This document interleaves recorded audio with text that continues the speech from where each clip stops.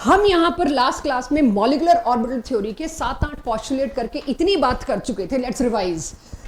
जब दो atomic orbitals bond बनाने के लिए कंबाइन करते हैं तो they lose their identity, shape, everything. They form fresh new orbitals called as molecular orbitals. तो वो जो मेरे पास मॉलिक्यूलर ऑर्बिटल्स बनते हैं, वो जितने एटॉमिक ऑर्बिटल कंबाइन कर रहे हैं उतने ही मॉलिक्यूलर ऑर्बिटल्स होते हैं, जिसमें से आधे बॉन्डिंग और आधे एंटी बॉन्डिंग. हमने तो अभी तक 2 ही कंबाइन किए थे. आज देखेंगे कितने कंबाइन करेंगे.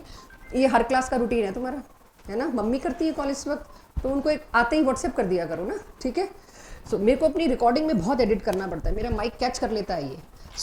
अब आप यहां देखिए, एक 1s कंबाइन करेगा, 2 ऑर्बिटल कंबाइन करेंगे तो 2 ही मॉलिक्यूलर ऑर्बिटल बनेंगे, एक बॉन्डिंग वाला, एक एंटी बॉन्डिंग वाला. बॉन्डिंग वाले को क्या सिंबल दिया था? सिग्मा, पाई, डेल्टा. एंटी बॉन्डिंग वाले को क्या दिया था? Sigma star, pi star. अच्छा, उसके बाद मेरे पास एक और चीज आई थी. बॉन्डिंग वाला less in energy than parent, antibonding वाला जो बॉन्डिंग के खिलाफ है, it is more in energy than parent. But दोनों का energy gap was not same. तो ऐसे छोटी छोटी चीजें रिवाइज करके ये नहीं समझ आया था कि इसका करना क्या होगा हमको, वो अब पढ़ेंगे.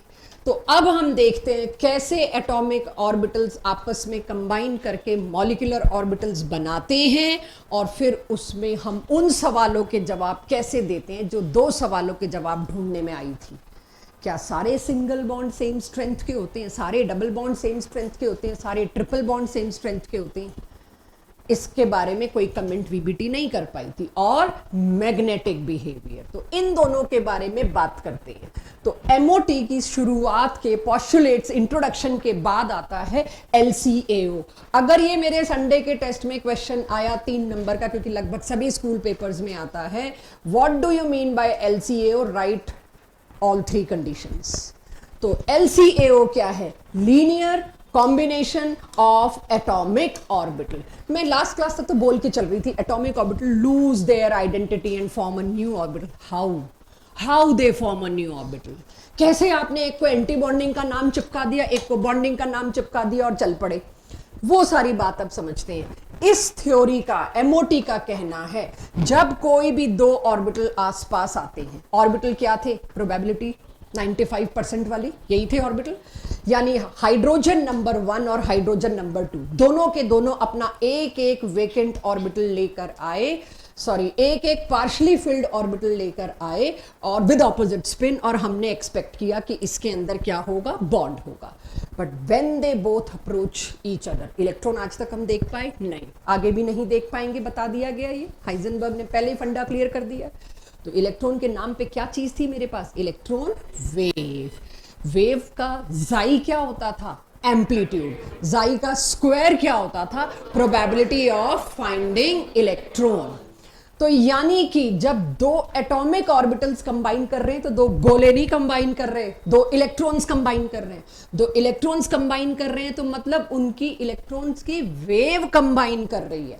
पहले इलेक्ट्रॉन की वेव ये बना रखी मैंने, हाइड्रोजन ए की, दिख रहा है क्रस्ट और ट्रफ. आज से वो पॉजिटिव नेगेटिव आने शुरू होंगे.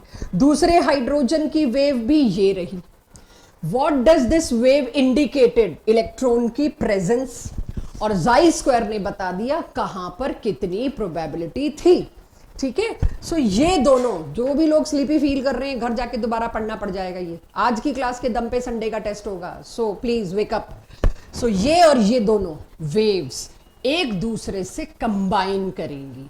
कंबाइन जब भी वेव्स करती हैं, लास्ट क्लास में कुछ रेजोनेंस लेके बात भी हुई थी कि जब कदम ताल सेम होता है तो एम्पलीट्यूड वेव का बढ़ता जाता है. उसको कहते हैं एडिटिव इंटरफेरेंस, कंस्ट्रक्टिव इंटरफेरेंस. तो नेचर में क्या प्रोबेबिलिटी है 2 वेव्स के कंबाइन करने की? 50% चांस है वो एडिटिव होगा, 50% चांस है वो सब्ट्रैक्टिव होगा. तो 50-50% चांस के हिसाब से चलो तो मैं आपको पहले कंस्ट्रक्टिव इंटरफेरेंस बताती हूं. कंस्ट्रक्टिव इंटरफेरेंस का मतलब क्या है? Positive sign tells me crest, negative sign tells me trough, positive again tells me crust. If positive is falling over positive, यही वो अब तक हम positive positive sign electron wave का बोलते थे। अगर इलेक्ट्रॉन वेव का पॉजिटिव और दूसरे वाली इलेक्ट्रॉन वेव दोनों का पॉजिटिव एक साथ एक के ऊपर एक पड़ा तो these will add up like this.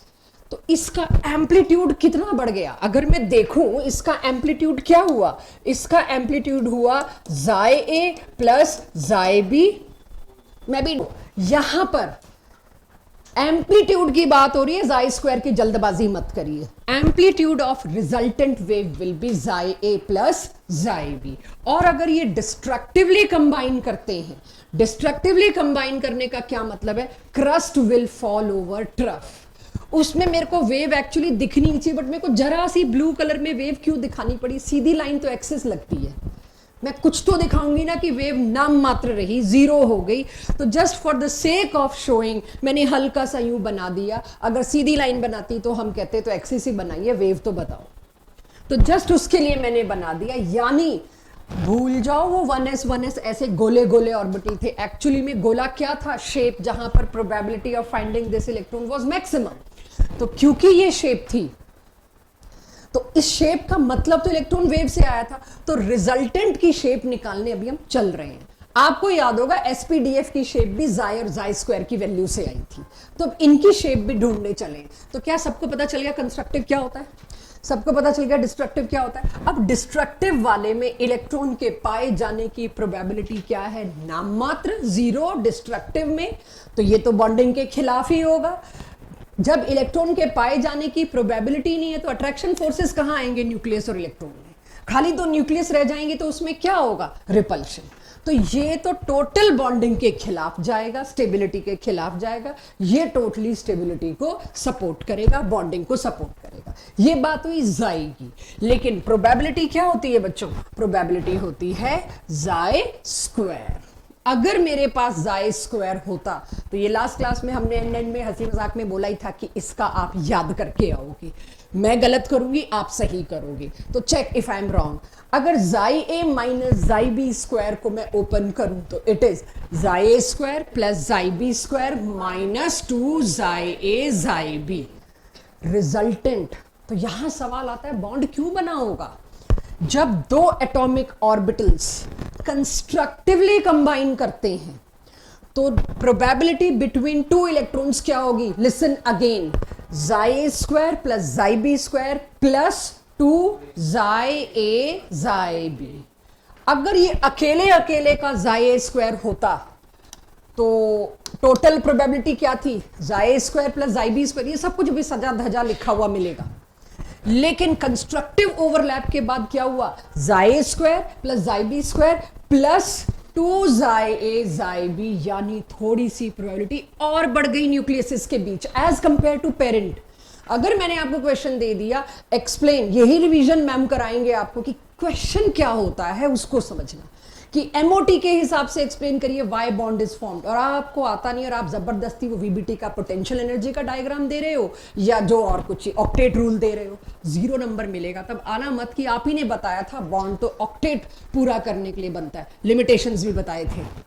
फिर आप कहोगे वीबीटी में आप ही ने बताया था फोर्सेस ऑफ अट्रैक्शन डोमिनेट करते हैं इसलिए बनता है। शो तो करो कि फोर्सेस ऑफ अट्रैक्शन डोमिनेट करने का एमओटी में क्या मतलब है। If I am giving you in question according to MOT, you have no right to explain it according to any other theory. तो it depends on question asking. So यहां आपको बताना पड़ेगा जब दो इलेक्ट्रॉन वेव्स कंस्ट्रक्टिवली कंबाइन करती हैं as compare to parent atomic orbital, resultant नए ऑर्बिटल में probability increases by what term, और यहां decreases by what term as compare to parent, 2 psi ए जाई बी।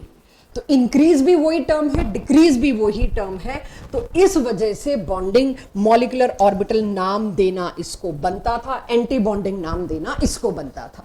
तो अब इस पूरे एलसीएओ के कॉन्सेप्ट को समझने के बाद लिखेंगे, बट एक बार इस स्लाइड को पूरे फ्लो में सुन लीजिए। कंस्ट्रक्टिव में एम्पलीट्यूड नया ये, प्रोबेबिलिटी नई ये और ये। तो पेरेंट के मुकाबले नया जो मेरे पास जाई स्क्वायर होगा उसमें ये एक्स्ट्रा बढ़ गया, इसीलिए पुराने एटॉमिक ऑर्बिटल्स कंबाइन करने की इच्छा रखते हैं, क्योंकि न्यूक्लियस इसके आसपास इलेक्ट्रॉन की प्रोबेबिलिटी और बढ़ रही है, और बढ़ रही है मतलब अट्रैक्शन बढ़ रहा है, अट्रैक्शन बढ़ रहा है मतलब पक्का वहां स्टेबिलिटी ज्यादा होगी, मेरे को उसकी तरफ दौड़ना है, मुझे यहां नहीं रहना। इसीलिए एटम अकेले नहीं रहते, नहीं मिलते आपको। इसी तरह से अगर कोई मेरे से बात करता पेरेंट की प्रोबेबिलिटी कितनी, psi A square plus psi B square, resultant bonding molecular orbital की प्रोबेबिलिटी अगेन आपको दिख रहा है, बार बार बात कर रही हूं, increases by this unit before and after. तो क्यों ना इलेक्ट्रॉन एटम इस साइड भागे, क्योंकि यहां उनको स्टेबिलिटी ज्यादा मिल रही है। चेक। और कुछ भी, ये पूरा आपको LCAO में आना चाहिए। LCAO की कंडीशन जो पिछली क्लास में पढ़ा चुकी हूं, वाया पोस्टुलेट सब करा चुकी हूं, बट क्योंकि स्कूल पेपर्स में 3 मार्क्स का क्वेश्चन आता है, कुछ लोगों के लिए स्कूल पेपर इंपॉर्टेंट है, खैर मेरे लिए भी है, सबके लिए होने चाहिए, थ्योरी में कंट्रोल तो वही देता है। LCAO पे असर्शन रीजन बहुत गंदे आते हैं नीट में, बहुत गंदे, तो ध्यान से। Linear combination of atomic orbital, क्या कोई भी 2 ऑर्बिटल आके कंस्ट्रक्टिव डिस्ट्रक्टिव ओवरलैप करके बना देंगे बॉन्डिंग एंटी बॉन्डिंग? ना। पहली चीज, ऑर्बिटल्स का कंपेरेबल एनर्जीज का होना जरूरी है। लास्ट क्लास ड्रॉ करके भी दिखाया था कि 1s और 2s में linear combination of atomic orbitals नहीं होगा, बस मैंने ओवरलैप शब्द को बदल के LCAO कर दिया और कुछ नहीं। तो 1s 2s में नहीं होगा, यस 1s 1s में होगा, 2s और 2p में नहीं होगा, क्योंकि मुझे नहीं पता ये 2p कौन सा है, 2px है, 2py है, 2pz है, तो नहीं होगा। बट 2p में यस, 2s 2s में यस, 2pz में यस, वो अगले पॉइंट में बताऊंगी, क्योंकि यहां मैंने XYZ स्पेसिफाई नहीं किया तो हम फंस जाएंगे। यही असर्शन रीजन की बात कर रही हूं, बहुत खराब आते हैं इसमें, आपको जानबूझ के परेशान करने के पर्पज से। सो 2s 2p लिखा है तो यू कैन नॉट क्लेम, क्योंकि सामने वाला कहेगा मैंने तो 2px सोच के दिया था, तुमने आंसर 2pz सोच के दिया, तो आई नीड टू आस्क सामने वाला, भाई क्या आप स्पेसिफाई कर रहे हो, 2px है कि y है कि z? हमें पूछना ही पड़ेगा सामने वाले से, या क्वेश्चन में कोई हिंट होगी, कुछ ना कुछ छुपा हुआ होगा क्वेश्चन में। सो पहली कंडीशन हो गई, वो 2 ऑर्बिटल्स कंबाइन करेंगे जो कंपेरेबल एनर्जी के हैं। 1s को तुम 3s के साथ कंबाइन नहीं कर सकते, 3s को तुम 4p के साथ कंबाइन नहीं कर सकते, नॉट पॉसिबल। दूसरी कंडीशन, एनर्जी कंपेरेबल हो सो हो, ओरिएंटेशन भी एक फैक्टर है, प्रॉपर ओरिएंटेशन भी एक फैक्टर। ये आपकी रेपिटेशन है एटॉमिक ऑर्बिटल्स के ओवरलैप का। तो क्या 2pz में LCAO होगा, ओवरलैप का दूसरा नाम? यस होगा। वाई? एनर्जी भी कंपेरेबल और एक्सिस भी सेम, सिमेट्रिकल एक्सिस, या कह लीजिए जो मेरे पास मुझे दिखाई दे रहा है ओरिएंटेशन भी प्रॉपर। इतना क्लियर सबको, ऑल ऑफ यू? ना करने वाले एक तो ये है, ये भी करेगा 2py या 2px, पाई बॉन्ड बनाता है, वी ऑल नो।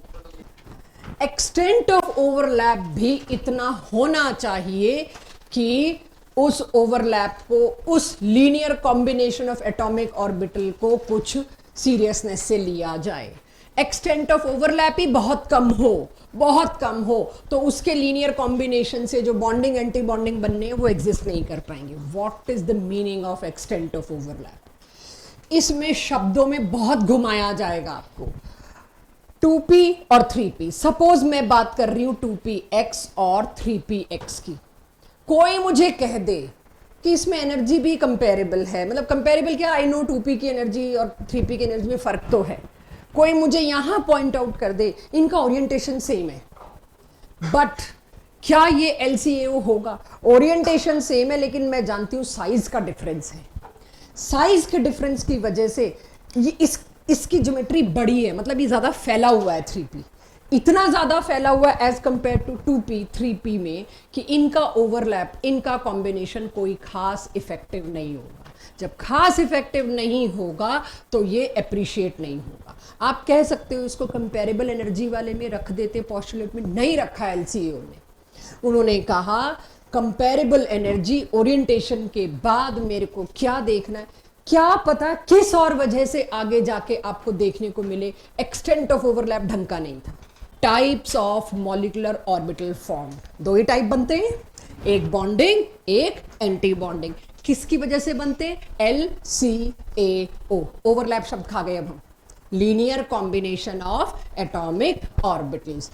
अब मैं आपके इंसल्ट संडे टेस्ट में करूंगी थोड़ी सी types of molecular orbital formed. अगर आपने डायग्राम बना लिया तो ध्यान से, 1s और 1s ऑर्बिटल्स जब ओवरलैप करते हैं तो दो पॉसिबल चीजें होंगी, एक होगा एंटी बॉन्डिंग, एक होगा बॉन्डिंग। मैंने हर बार ध्यान रखा है वो गैप सेम ना दिखे, आप रख सकें तो it will be good detail.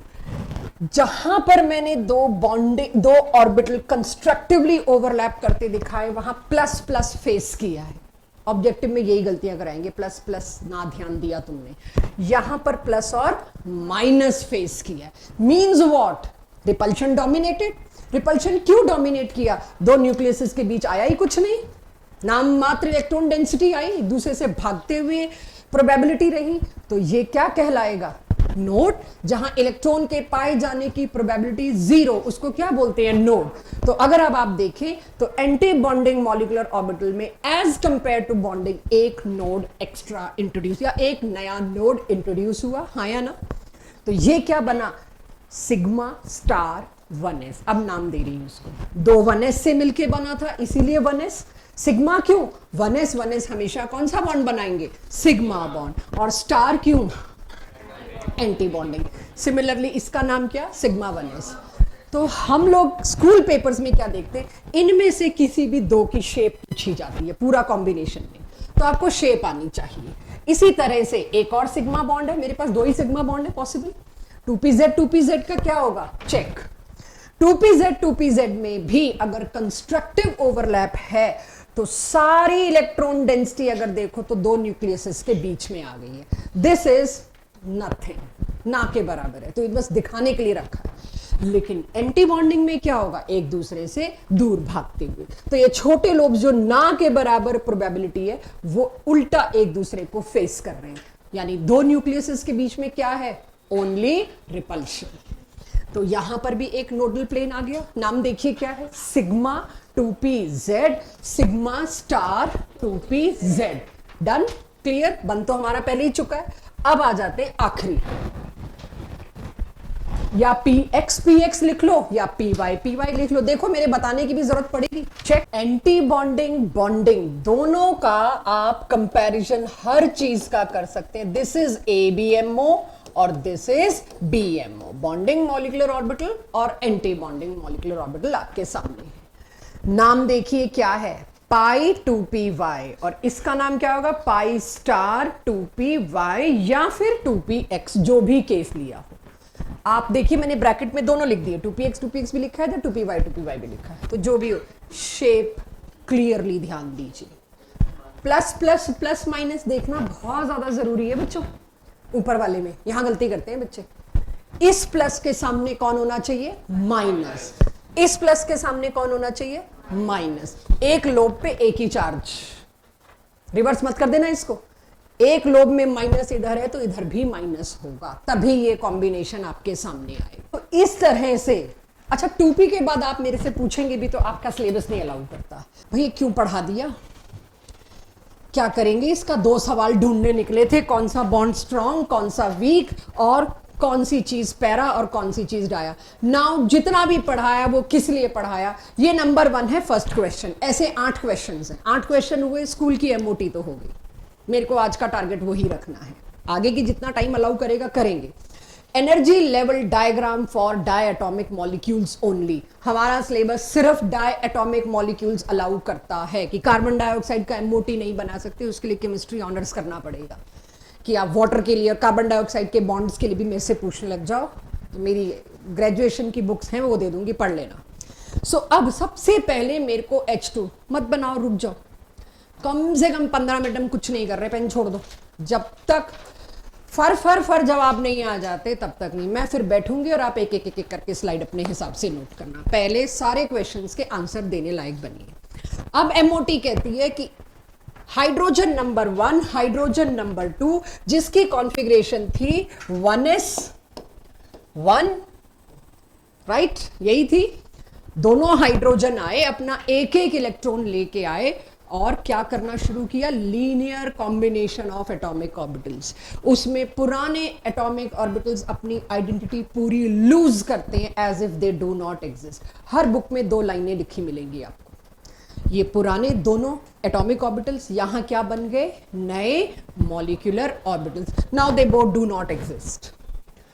जब ये दोनों अपने पुराने ऑर्बिटल्स तोड़ देते हैं, पुराने घर तोड़ देते हैं, तो नए घर बन गए 2। इसका नाम क्या होगा, सिग्मा 1s, तो इसका नाम क्या होगा, सिग्मा स्टार 1s। अब जब इन दोनों इलेक्ट्रॉन्स के पुराने ऑर्बिटल्स टूट गए तो ये नए ऑर्बिटल्स में इनकी रीफिलिंग होगी। इलेक्ट्रॉनिक कॉन्फ़िगरेशन के वो चारों रूल ओबे होंगे, अफबाउ, बोरबरी, हुन्स और पॉलीज, सारे रूल्स फॉलो होंगे। दोबारा से इलेक्ट्रॉनिक कॉन्फ़िगरेशन बनेगी।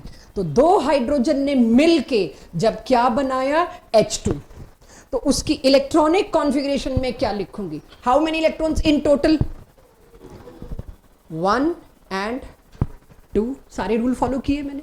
यानी electronic configuration 1s sigma 1s 2, हाँ या ना, यही हुई इसकी। इलेक्ट्रॉनिक कॉन्फ़िगरेशन में सिर्फ फर्क क्या आ गया, अब आ गया सिग्मा। आपको बताया मॉलिक्यूलर ऑर्बिटल में सिग्मा सिग्मा स्टार यही बनने हैं। तो यानी अब से आपको इलेक्ट्रॉनिक कॉन्फ़िगरेशन मॉलिक्यूल्स की पूछेंगे, तो H2 की क्या हुई, सिग्मा 1s2। लेकिन अब सवाल का जवाब, भाई हमें बॉन्ड स्ट्रेंथ चाहिए।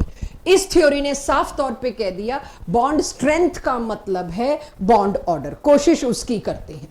ये मैं बाद में बताऊंगी क्या लिखा है। बॉन्ड स्ट्रेंथ का मतलब क्या है, बॉन्ड ऑर्डर से नापेंगे जी। अच्छा ठीक है, बॉन्ड ऑर्डर क्या है, रेजोनेंस वाला नहीं। यहां हम पूछते हैं भाई आप बताओ बॉन्ड ऑर्डर क्या है, तो उन्होंने कहा बॉन्ड ऑर्डर का मतलब होता है हाफ ऑफ एक नंबर, एक value, half of bonding electrons minus anti bonding electrons. Total मिला के पूरे मॉलिक्यूल में बॉन्डिंग ऑर्बिटल्स के अंदर कितने इलेक्ट्रॉन्स हैं और एंटी बॉन्डिंग इलेक्ट्रॉन्स के अंदर, एंटी बॉन्डिंग ऑर्बिटल्स के अंदर कितने इलेक्ट्रॉन्स हैं, उनको सबट्रैक्ट करो और उसको किससे डिवाइड कर दो, हाफ से। तो उस केस में यहां पर प्रभव बॉन्डिंग मॉलिक्यूलर ऑर्बिटल में कितने इलेक्ट्रॉन्स हैं, हाइड्रोजन मॉलिक्यूल में 2, तो यहां क्या हो जाएगा, बॉन्डिंग इलेक्ट्रॉन्स की जगह 2, एंटी बॉन्डिंग में 0, 2/2 क्या हुआ, 1। इसका बॉन्ड ऑर्डर कितना निकल के आया, 1। तो ये थ्योरी कहती है more the bond order more is the strength of bond. मैं थोड़ा बहुत आपको प्रिपेयर करवा के आई हूं ये बात। जितना ज्यादा बॉन्ड ऑर्डर उतना ही बॉन्ड स्ट्रांग, उतनी ही कम बॉन्ड लेंथ, क्योंकि सवाल अभी बॉन्ड स्ट्रेंथ पे आना है जिसपे वीबीटी अनआंसर्ड थी, इसीलिए एमओटी लाई गई। अगर ये बॉन्ड ऑर्डर का डिटेल नहीं दे पाता तो एमओटी का इतना तामझाम नहीं था।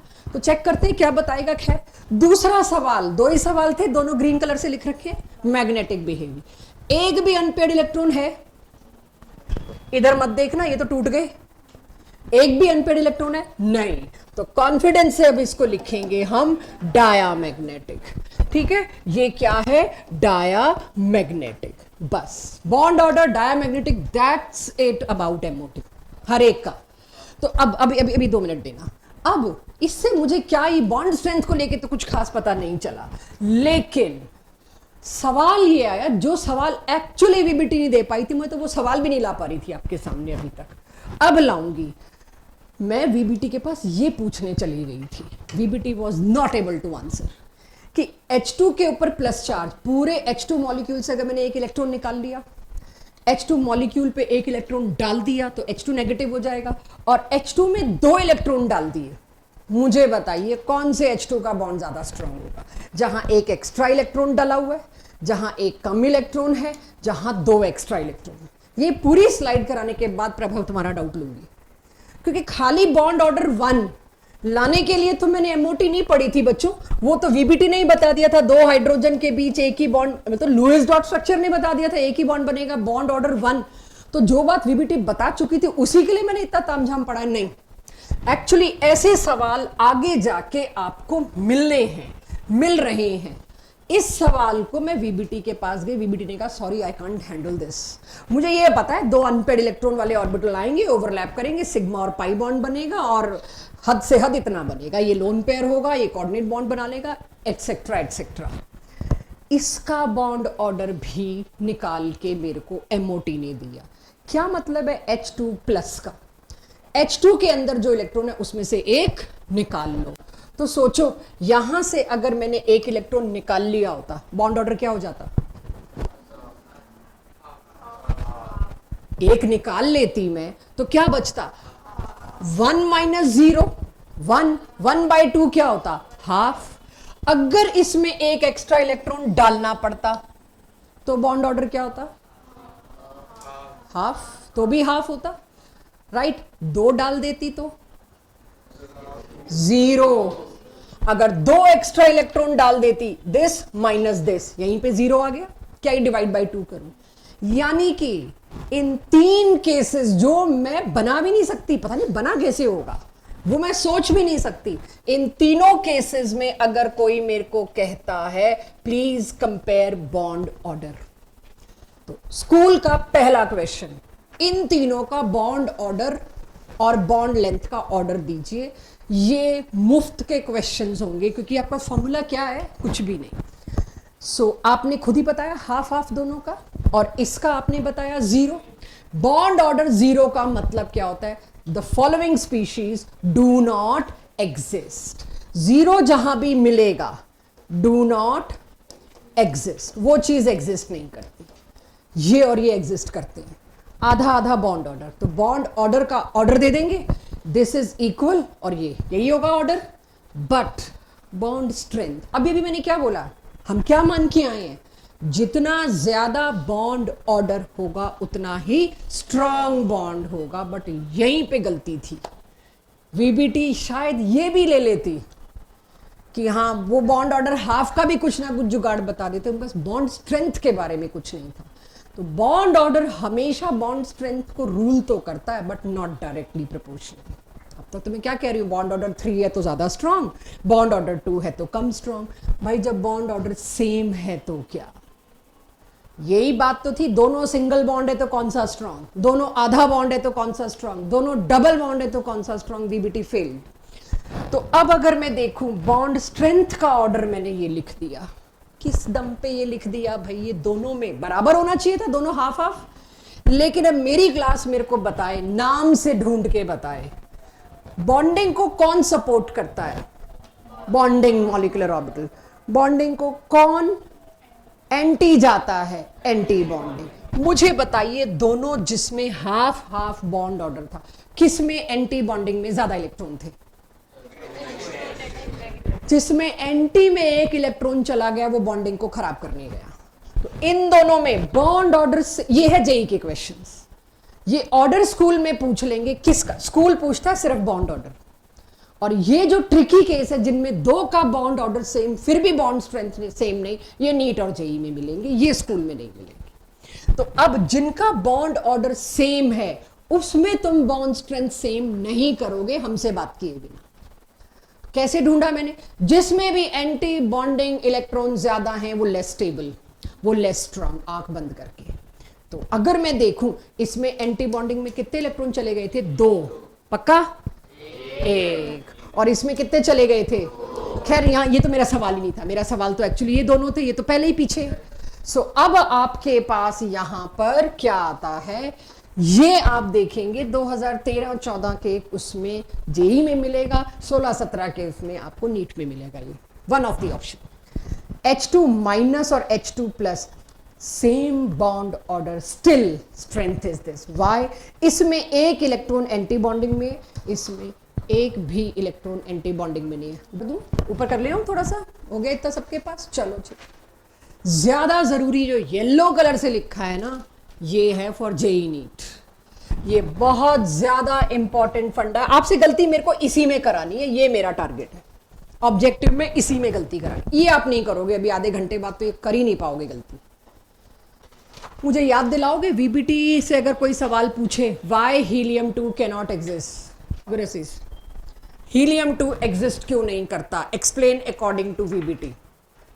हीलियम 2, अब हीलियम 2 में इंडिविजुअल हीलियम्स में आ जाऊं मैं, कितने इलेक्ट्रॉन होंगे? 1s2, और इसमें भी 1s2। टोटल कितने? 4 आते। अब नोट कर लिया होगा, देखो जो रह गया है वो भी एक्सप्लेन करूंगी, बट मुझे इसमें कॉन्फिडेंस और फ्लुएंसी चाहिए।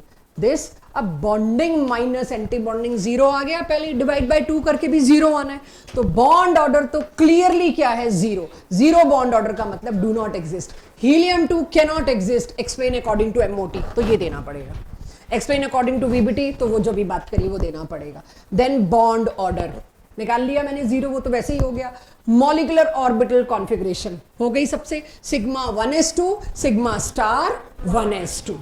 उसके बाद आता है मैग्नेटिक बिहेवियर। है एक भी अनपेड इलेक्ट्रॉन? नहीं, तो सिंपली मैंने डाया भी नहीं लिखा, मैंने डी लिख दिया बस कि डायमैग्नेटिक है। अब इसके बाद के सवाल पे आते हैं, स्कूल में क्या पूछा जाता है, इन चारों का बॉन्ड ऑर्डर और बॉन्ड लेंथ। स्ट्रेंथ आ गई मेरे पास टिपिकल केसेस के कंपटीशन में, नॉर्मल केसेस की स्कूल में, तो एक एक करके पकड़ते हैं। अब देखिए हीलियम 2 पॉजिटिव, यहां से चीजें कॉम्प्लिकेटेड होनी शुरू होंगी। हीलियम 2 पॉजिटिव, हीलियम 2 नेगेटिव और अकेला हीलियम 2। पहले इन तीनों की बात करते हैं डायग्राम में। हीलियम 2 की तो क्या ही करनी कराई। अगर मेरे को हीलियम 2 पॉजिटिव बोला है तो एक इलेक्ट्रॉन हटा दूं, मामला बढ़िया हो जाएगा, एंटी बॉन्डिंग से हट रहा है, यानी मेरे खिलाफ 2 इलेक्ट्रॉन थे, मेरे फेवर में 2 इलेक्ट्रॉन थे, तो मेरे को कुछ नहीं पता चल रहा था, टाई हो रहा था, कौन जीता। अब मेरे फेवर में 2 वोट हैं और मेरे एंटी में 1 वोट है, क्लियर कट बॉन्ड विन कर गया, हम विन कर गए, इसीलिए एग्जिस्ट कर पाया। तो एक इलेक्ट्रॉन हटाने का मतलब समझ आ गया। बॉन्ड ऑर्डर तो निकाल ही लोगे, आधा हो जाएगा, 2 - 1/2, ठीक है। अब आती है बात नेगेटिव। भाई इसके आगे ऑर्बिटल खत्म तो नहीं हो गए, 1s में 2s होगा, उसमें जाएगा। 1s के बाद क्या होता है, 2s। आप इसको एक एक्स्ट्रा इलेक्ट्रॉन प्रोवाइड करना चाहोगे तो ऊपर 2s के भी 2 बने हुए होंगे, उसमें चला जाएगा। तो अब वो अगले केस में समझ आएगा जब मैं 3 वाला ले आऊंगी। तो मुझे ये समझ में आना चाहिए, हीलियम 2 नेगेटिव, एक एक्स्ट्रा इलेक्ट्रॉन, इसके ऊपर कुछ बना हुआ होगा और वो भी पहले तो बॉन्डिंग ही टकराएगा, उसके बाद एंटी बॉन्डिंग आता है, तो एक एक्स्ट्रा इलेक्ट्रॉन किस में गया, बॉन्डिंग में। तो ये तो जीरो था, ये जीरो से तो बड़ा ही आएगा, फेवर में आ गया। तो बॉन्ड ऑर्डर तो नॉर्मल फॉर्मूले से आप निकाल लोगे, तो इसका बॉन्ड ऑर्डर कितना आ जाएगा, हाफ। मुद्दा आता है एक और, हीलियम 2 पॉजिटिव, गायब कर दो दोनों। बॉन्ड ऑर्डर सबसे बड़ा, इन सब में सबसे बड़ा बॉन्ड ऑर्डर किसका, क्योंकि कोई एंटी बॉन्डिंग में है ही नहीं, बॉन्डिंग है सिर्फ, तो फेवरेबल कंडीशंस है। तो बॉन्ड ऑर्डर का ऑर्डर आ गया। सबसे छोटा बॉन्ड कौन सा होगा, इन, ये तो एग्जिस्ट ही नहीं करता इन तीनों में, यही 2 लग रहे हैं सबसे छोटे, बॉन्ड लेंथ और ये, सॉरी सबसे छोटा ये होगा। बॉन्ड ऑर्डर जितना बड़ा उतना स्ट्रॉन्ग बॉन्ड, उतना छोटा बॉन्ड। बॉन्ड लेंथ का ऑर्डर बॉन्ड ऑर्डर से उल्टा होता है, रिवर्स। बॉन्ड लेंथ का ऑर्डर बॉन्ड ऑर्डर से उल्टा होता है, रिवर्स। अब मैंने यहां पर ये किसका ऑर्डर लिखा हुआ है बच्चों, बॉन्ड ऑर्डर, 2 का इक्वल है। समस्या कहां हुई थी, बॉन्ड स्ट्रेंथ। इन दोनों का बॉन्ड ऑर्डर सेम होते हुए भी बॉन्ड स्ट्रेंथ सेम नहीं है। पहले इतना बताइए, नोट आ गया यहां पर आपके पास, ये क्यों है मैं उसके लिए जाना चाह रही हूं। अगेन नीट और जेई का अच्छा क्वेश्चन, स्कूल में ये नहीं पूछेंगे कि इनका बॉन्ड ऑर्डर सेम होते हुए भी बॉन्ड स्ट्रेंथ सेम क्यों नहीं, ये स्कूल लेवल नहीं है। लेकिन जेई नीट में पूछेंगे ही, क्योंकि ये तो आप लोग करके आए हैं, ठीक है। यहां तक सबके पास आ गया। बॉन्ड लेंथ बॉन्ड ऑर्डर से उल्टी होती है, पहले से बता रही हूं। ट्रिपल बॉन्ड है बहुत पास पास, बॉन्ड लेंथ सबसे छोटी।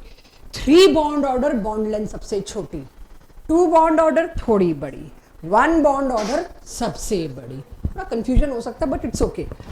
अब आ जाती है वो समस्या, भाई जिन 2 का बॉन्ड ऑर्डर सेम था उनकी स्ट्रेंथ सेम क्यों, उनकी बॉन्ड ऑर्डर सेम होते हुए स्ट्रेंथ सेम क्यों नहीं हुई, एनी गेस। सेम लिखो इसके नीचे, इसमें और इसमें क्या फर्क था, लिखो। और आपके कंफर्ट के लिए, कंफर्ट देना नहीं चाहिए वैसे, फिर भी मैंने यहां ड्रॉ कर रखा कॉन्फ़िगरेशन। He2 प्लस में एंटी बॉन्डिंग में सिर्फ एक इलेक्ट्रॉन, इसमें एंटी बॉन्डिंग में दो इलेक्ट्रॉन। ज्यादा इलेक्ट्रॉन एंटी बॉन्डिंग में अगर हैं तो वो बॉन्ड के खिलाफ जाते हैं, बॉन्ड को वीक कर देते हैं। मुझे पता है एक बॉन्डिंग में भी तो बढ़ गया। आपको पता है ना वो नीचे और ऊपर बराबर बराबर नहीं थे। शुरू से डायग्राम में क्या करा है मैंने, नीचे और ऊपर बराबर नहीं है ना। तो वापस आओ उस डायग्राम पे, अपनी कॉपी में आओ, कौन सा बड़ा है, डेल्टा और डेल्टा टी। तो एंटी बॉन्डिंग वाला पंगा ज्यादा डाल रहा है ना। मतलब ये इसीलिए कहा था कि ये जो डिफरेंस आप, ये आपको तंग कर सकता है कभी, और मैं एक्सपेक्ट कर रही थी कि तंग करेगा ही करेगा। और अभी मैं आज अपनी फैकल्टी से यही बात कर रही थी, अगर मेरे सामने एक क्रॉस क्वेश्चन आता है कि आप कह रहे हो एक एंटी बॉन्डिंग में बढ़ गया तो एक बॉन्डिंग में भी तो बढ़ गया, दोनों एक दूसरे को नलिफाई कर देंगे, कर देते अगर दोनों का गैप सेम होता तो। आई होप आपको याद है एंटी बॉन्डिंग ज्यादा ऊंचा था, बॉन्डिंग कम नीचा था। एंटी बॉन्डिंग ज्यादा अनस्टेबिलिटी इंट्रोड्यूस कर रहा है एज कंपेयर टू बॉन्डिंग की स्टेबिलिटी, तो वो ओवर पावर कर गया। ठीक, लिथियम 2 में पहले 1s का मैंने दोनों बनाए, फिर 2s के मैंने दोनों बनाए। लेबलिंग पे ध्यान दो, इलेक्ट्रॉनिक कॉन्फ़िगरेशन खुद प्लान करो। आई वांट टू सी क्या आप लोग इस मॉलिक्यूलर ऑर्बिटल कॉन्फ़िगरेशन पे रीच आउट हो पाए। अच्छा, अगर टेस्ट में सिर्फ मॉलिक्यूलर ऑर्बिटल कॉन्फ़िगरेशन पूछी जाए तो ये देंगे, ड्रॉ नहीं करेंगे। दो तरह के क्वेश्चन होते हैं, ड्रॉ मॉलिक्यूलर ऑर्बिटल डायग्राम, तो ये ड्रॉ करोगे, और give x molecular orbital configuration, तो ये देंगे। ये रफ में करना है कर लो, बट हम चेक इसको करेंगे। सिमिलरली बॉन्ड ऑर्डर चेक, 1 आया। लाओ भाई फ्रंट डेस्क वाले तीनों बच्चे, मैग्नेटिक मोमेंट पैरा की डाया, पैरा, क्योंकि कितने अनपेड आए, रुक जाओ भाई, कितने अनपेड इलेक्ट्रॉन आए, 1। फिर यानी कि मैंने गलत लिखी है कॉन्फ़िगरेशन। लिथियम क्या है, एटॉमिक नंबर लिथियम का 3। चलो लो जी, लिथियम अकेला 1, 1s2 2s1 एवरीवन। लिथियम दुकेला कर दिया जी, दोनों मिला दिए, दिस 1s2 2s2 1। अब कितने इलेक्ट्रॉन है कुल मिला के, 6। तो 1 2 3 4 5 6, किधर है अनपेड इलेक्ट्रॉन, तो ये क्या हुआ, डायामैग्नेटिक। हाँ अच्छा चलो तुम डिफरेंट कर देना यार, ये तो टूट फूट गए, दे डू नॉट एग्जिस्ट, तो मेरे नंबर नहीं कटते। मेरे नंबर कटेंगे यहां गलती की तो, बिल्कुल टूट फूट गए, पुराने लूजेस देयर आइडेंटिटी। तो I am not this minus this, जब 0 होना है मैं क्यों लिखूं 2 - 2, मेरे को तो बॉन्ड ऑर्डर निकालना है ना। ठीक है, यहां तक समझ आ गया सबको। बॉन्ड ऑर्डर कितना आया मेरे पास, और डायामैग्नेटिक पैरामैग्नेटिक में गलती नहीं। अब आप एक्सपेक्ट कर सकते हो आगे मैं क्या पूछने वाली होंगी, करो। हाँ ऑब्वियसली, अब हर एक में यही करना है, बड़ा बोरिंग हो जाएगा मेरे लिए। हर एक में ये 3 दे दे के पूछती रहूंगी, छोड़ूंगी तो कहोगे आपने छोड़ दिया, इसलिए सारे कराऊंगी। कितने इलेक्ट्रॉन एंटी बॉन्डिंग इसमें, 0, एक भी नहीं, 0 एंटी बॉन्डिंग। इसमें कितने, 1। इसमें है 1 antibonding, check. If you agree मैं आगे चलती हूं। बॉन्ड ऑर्डर दे दे। अब एक काम करो बच्चों, भूल ना जाऊं मैं और तुम, बॉन्ड लेंथ का ऑर्डर लगाओ। हाँ उल्टा कर दो, जो भी बोला है वो करे भाई। बॉन्ड लेंथ का ऑर्डर लगाइए। सबसे लंबा बॉन्ड ये कि ये, देखिए बॉन्ड ऑर्डर बड़ा तो बॉन्ड लेंथ छोटी, तो ये और ये, एम आई राइट। जिनका बॉन्ड ऑर्डर सेम होगा उनकी बॉन्ड लेंथ सेम होगी। तो दिस और दिस शुरू से बता के चल रही हूं, bond order, bond length, reverse of each other. Don't demand कि कुछ गड़बड़ होगा तो वो मैं बताऊंगी, कहीं कुछ उल्टा होगा, कुछ ऐसा नहीं होगा जो एक्सपेक्टेड है, पहले मैं बताऊंगी। आ गया सबके पास ये। तो अब अगला क्या बोलने वाली होंगी मैं लिथियम के बाद, बेरिलियम। देखना जरा बेरिलियम का तुम लोग इसी डायग्राम से अपनी कॉपी में नंबर 4 डाल लो, डोंट ड्रॉ। बेरिलियम की ये तीनों चीज बता सकते हो, मदद नहीं है आपके पास। लिथियम का डायग्राम आ गया तो मैं बेरिलियम का क्यों बनाऊं, राइट। तो आपके पास कॉन्फ़िगरेशन, बॉन्ड ऑर्डर आप बच्चों ने 0 बताया, मैग्नेटिक मोमेंट डायामैग्नेटिक बताया, चेक। यानी अब अकेला ये भी इनफ है, क्यों टाइम वेस्ट करें हम डायग्राम बना बना के, जब यहां आ गया मेरे पास जी। अभी एवरीवन कार्बन, जहां p ऑर्बिटल आ गए वहां अब कुछ और होगा।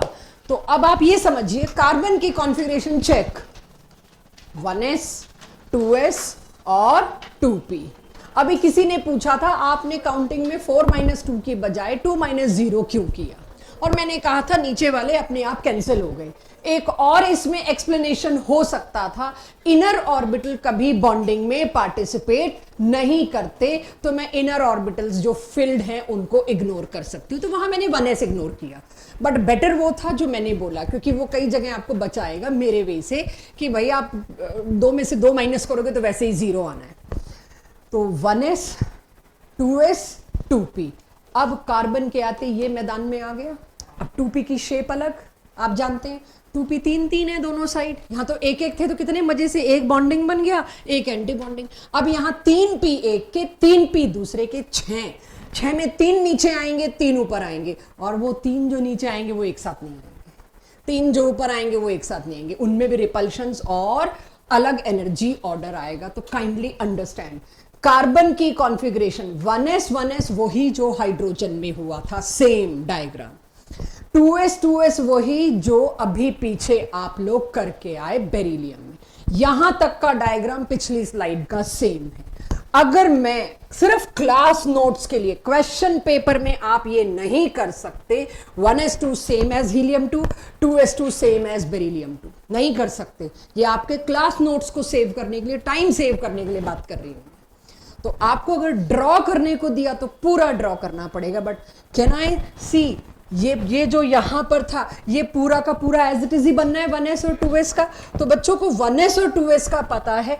अब नया आपके लिए क्या आया, 2p। कार्बन में 2p में कितने हैं, 2 और 2, हाँ या ना।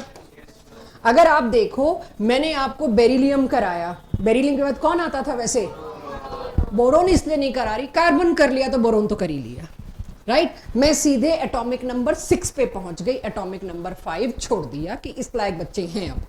तो अब इसमें अगर मैं देखूं, पहले तो मेरे को इनका स्प्लिट देखना पड़ेगा।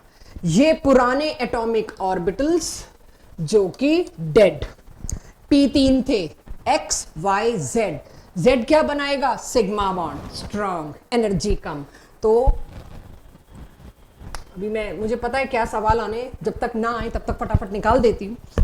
इनकी स्प्लिटिंग कुछ ऐसी हुई कि पाई बॉन्ड के 2 मॉलिक्यूलर ऑर्बिटल बॉन्डिंग वाले नीचे और सिग्मा वाला ऊपर, पाई वाले नीचे सिग्मा वाला ऊपर, और उसके बाद एंटी बॉन्डिंग भी 3 बनेंगे। मैंने आपको बताया एक कंबाइन करेगा तो 2, 2 कंबाइन करेंगे तो 4, 3 कंबाइन करेंगे तो 6, 3 नीचे 3 ऊपर। अब जो 3 नीचे बने वो देखिए, 2 1 इधर, 2 1, वही रिपीट हो गया, 2 1 2 1।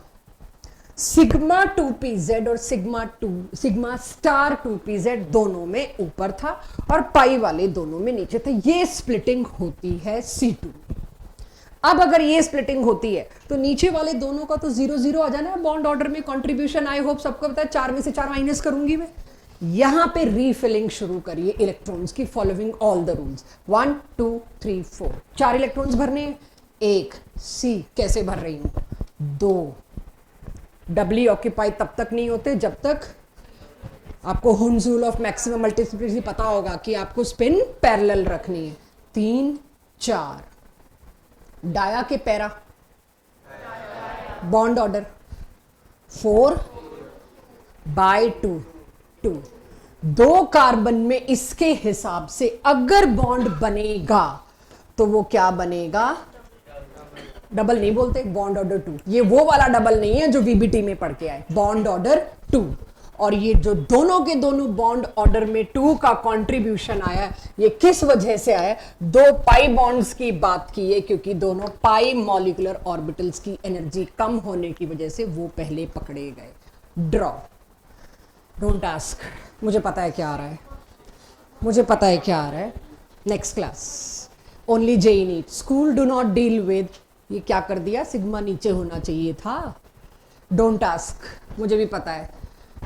अगली क्लास एमओटी पार्ट 2 वही है, जो सवाल आज उठेंगे उनके जवाब, कि ये पहली बार सुन रहे हैं सिग्मा की एनर्जी आप ऊपर बना रहे हो, आपको पाई की एनर्जी ऊपर बनानी, कमजोर बॉन्ड की एनर्जी कब से नीचे हो गई। हाँ जी, आ गया सबके पास बॉन्ड ऑर्डर 2।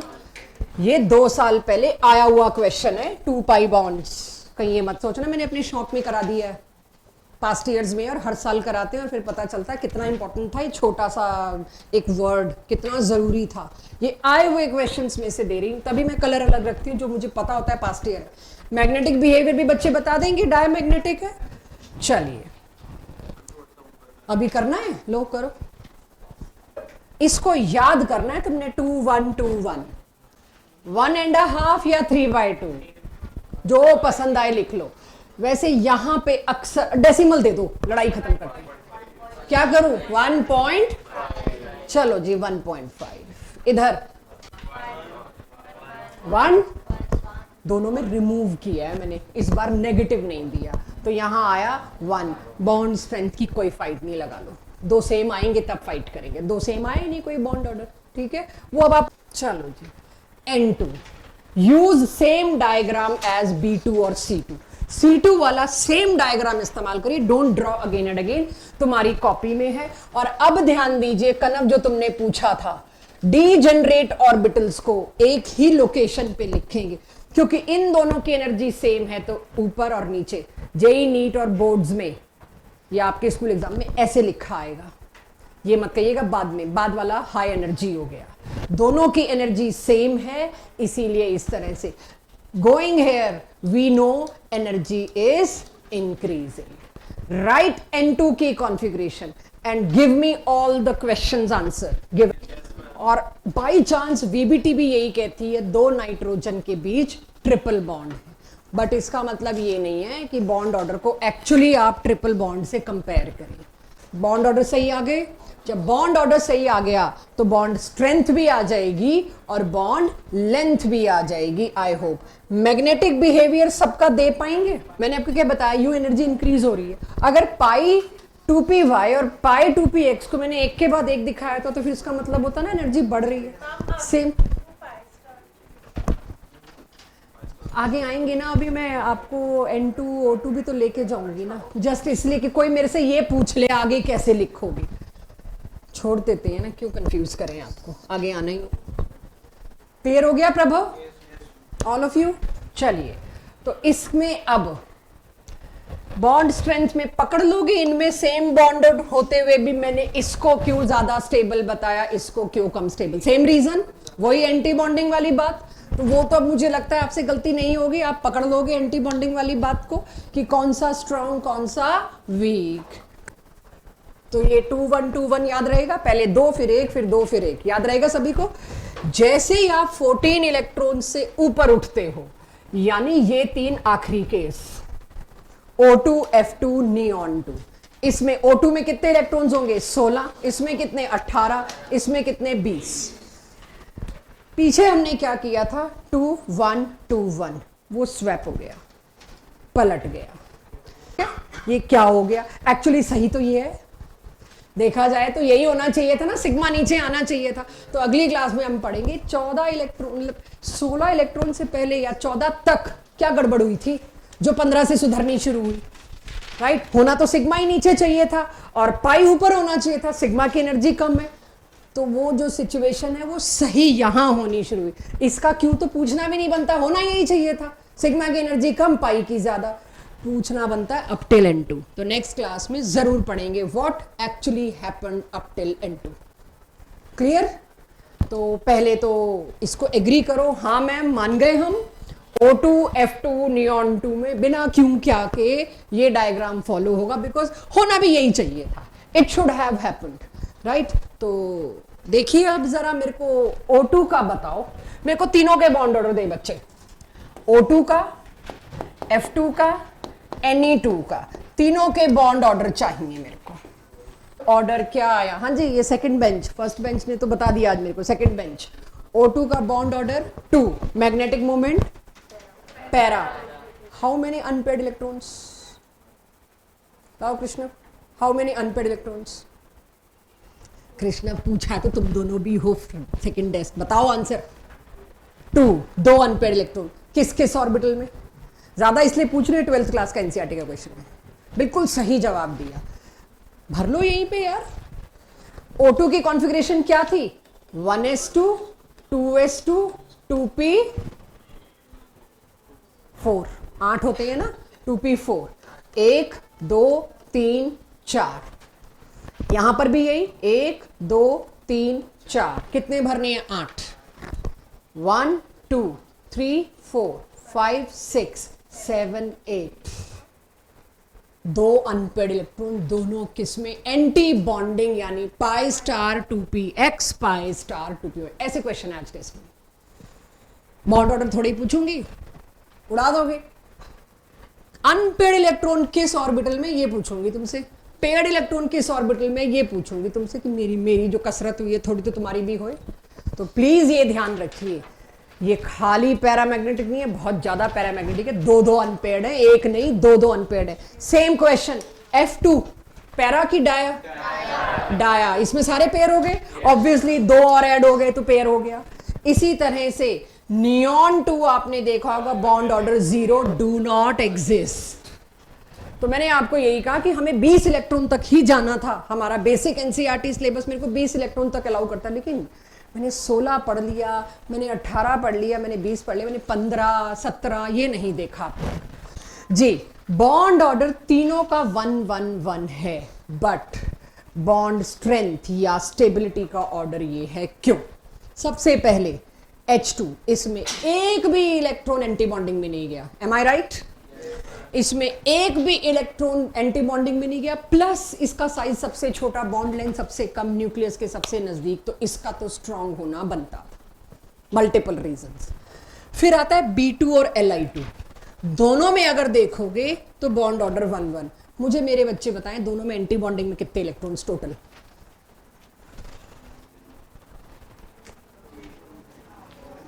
आपकी कॉपी में किया हुआ है। B2 और Li2 में किसमें number of unpaired, number of anti bonding electrons ज्यादा?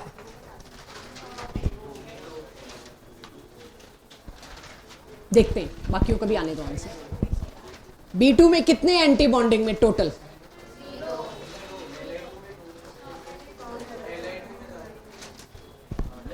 B2 में कितने हैं ये बता दो। 0। B2 में एक भी नहीं है एंटी बॉन्डिंग में। ओ भाई 1s2s भी सोचो, 1s2s 0 कैसे हो सकता है? 2p में पहुंचा दिया तुमने। B2 में 1s 2s 2p तीनों के मिला के कितने एंटी बॉन्डिंग में गए? 4। और लिथियम 2 में कितने गए? 2। एवरीवन, कुछ चेहरे लग रहे हैं शॉक्ड, ये क्या बात कर रहे हो? समझ आ गया? टोटल एंटी बॉन्डिंग में अगर मैं इलेक्ट्रॉन गिनती तो मेरे को क्या मिलता? B2 में ज्यादा और Li2 में कम, तो ऑर्डर तो रिवर्स होना चाहिए था। इसीलिए क्वेश्चन है कि अब तक जो हमने पढ़ा एंटी बॉन्डिंग इलेक्ट्रॉन गिन के निकालना, वो कहां कहां एप्लीकेबल था, कहां नहीं एप्लीकेबल था, ये भी आपको देखना है। सिंपल केसेस अभी तक हमने किए, लेकिन ये केस टॉपिक के एंड में क्यों लाती हूं? ताकि आप ये समझ पाओ, हर जगह आंख बंद करके एक बात नहीं लग रही। यहां 2 फैक्टर्स काम कर रहे हैं, बोरोन और लिथियम। साइज सोचो, लिथियम पीरियड की स्टार्ट है, और हमने पढ़ा है पीरियोडिसिटी चैप्टर में, जैसे जैसे आप इधर जाओगे साइज छोटा होता है। लिथियम के बाद कौन आता है? बेरिलियम। बेरिलियम के बाद कौन आता है? बोरॉन। बोरोन का साइज इतना छोटा हो गया कि बॉन्ड लेंथ छोटी होने की वजह से न्यूक्लियस बहुत नजदीक आ गए इलेक्ट्रॉन्स के, फोर्स ऑफ अट्रैक्शन डोमिनेट कर गया।